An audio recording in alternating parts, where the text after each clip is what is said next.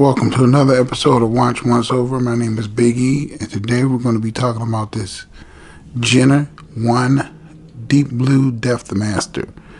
This watch has a depth rating of 3,000 meters or 10,000 feet. It's a really heavy-duty case, and the case is a complex shaped case. It's got this beveled edge right here, helium escape valve, and this is the only case that I know of a watch that uses this case. I'm not sure any other brand shares this case, but Deep Blue. You have a full lume sapphire bezel, a domed sapphire crystal, and you have these beautiful painted on indices. And at the 12, 3, 6, and 9 o'clock, you have the orange painted around the indice, and it just makes it pop along with the orange hand. You have the screw down crown. Let that focus. Really nice narrow crown, easy to grip. You have a deep blue diver on the back. Really nice case back. And I believe this is when Deep Blue was doing it right. Sapphire crystal, 9000 series Miyota, hackable, high beat movement, 28,800 vibrations a minute. And I'll put it on the Timegrapher in a second. Just want you to get a nice close-up look of when Deep Blue actually cared about trying to make a mark in the watch world. I don't think they have the quality today that they used to. The printing on this watch is excellent. Try to let it focus in up close. Real nice printing. Date box is clear. Lots of AR coating on here. The hands are nice and crisp painted. No overruns on the paint. Let that focus. See the hands? They're really nicely done. Nice sword style hands, lots of lume. This watch is just an excellent watch. Now this watch is a big watch. Don't get me wrong, but it's made like that to handle the high pressures of saturation diving. Look at that crystal distortion. Helium escape valve. Screw down back. And I put this rubber strap on there to match the hands.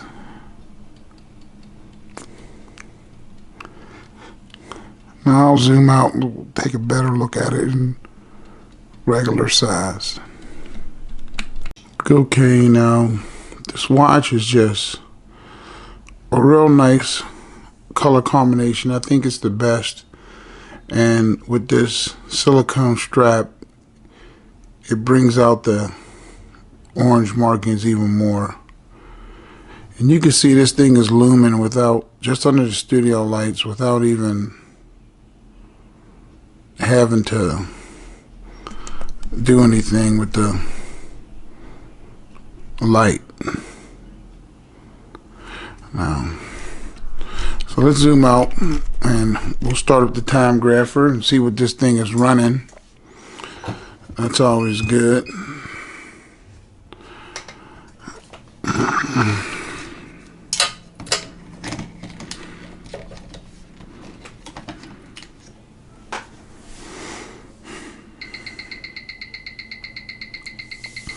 We'll let it settle in. let it do its thing. And this is the just the resting position, the crown to the right. 285 degrees amplitude, 28,800 beats per second. And you can see the very important thing right here, 0 beat error. So that means the tick and the tock are spot on with each other. Now right now I'm seeing it's running about 15 seconds a day fast. This Myota 9015, but I'm guessing it'll settle in and balance out once it gets to different positions. See, it's dropping down already. The 13 seconds a day now, and I'm thinking it's gonna be consistent in whatever position, but I'll try it in a couple of different positions. So in the resting position, it's been taking about a minute, and it's 13 seconds a day. So let's just call that. Now let's do the crown up position. Now all these other dots you see right here, that's just my voice and a little bit of white noise, but you know the beat error is good. So now this is settling in a crown up position, like if you were wearing it with your arm hanging down. You see it drop down to even better numbers. So just about 3 seconds a day fast, which is a chronometer specs, and it's a 0.1 milliseconds beat error. So that is excellent right there. 272 degrees amplitude, which is also good. So as you can see, this thing is right around 3 seconds a day with the crown up. Then it was about 11 to 12 seconds a day in the resting desk position. So 4 seconds a day crown up. That's pretty good. Let's try one more position. This crown right position.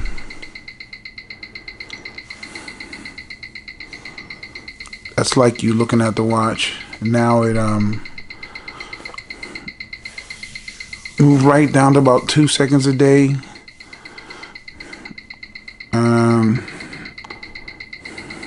That's going to be just about excellent. I mean, you can't really complain about that. So you see that 272 degrees amplitude, 2 seconds a day across the board. This watch, in my opinion, is going to keep just about perfect time, because as you move around, it changes, and long as it's keeping a really good amplitude and it's staying spot on, you'll most likely be okay. So let's take it off the Timegrapher. You see it's 0 seconds a day now, and this watch it's just going to be a real lovely watch for everyday use. Now I'll check the dimensions on there. Grab my calipers.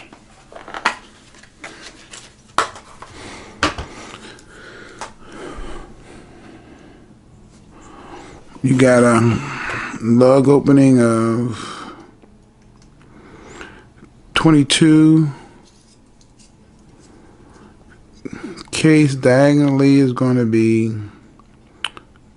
49 and about 49 and a half, and then the lug to lug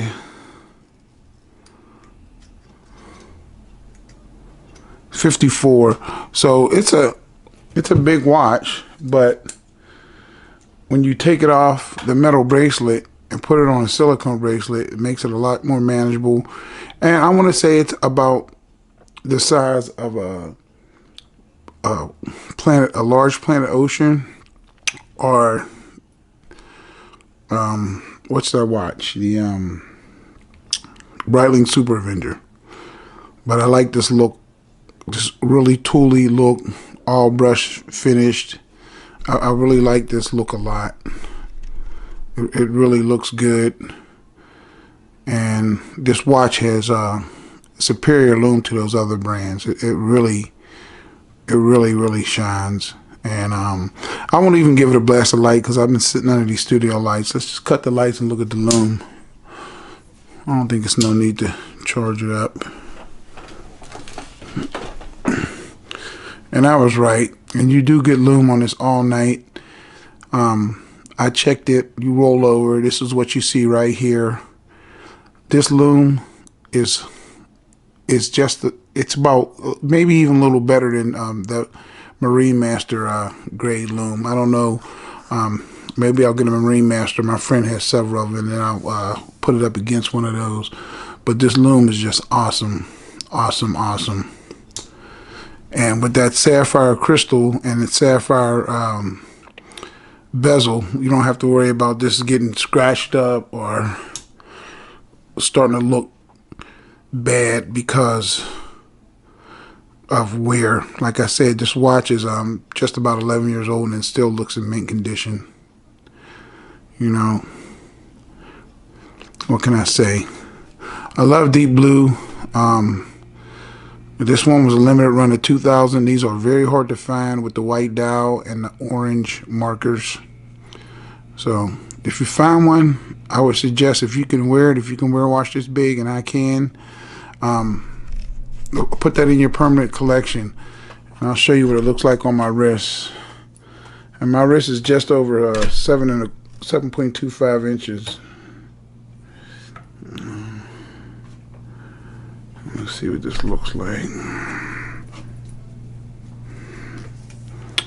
Hold on. If I can get it on my wrist.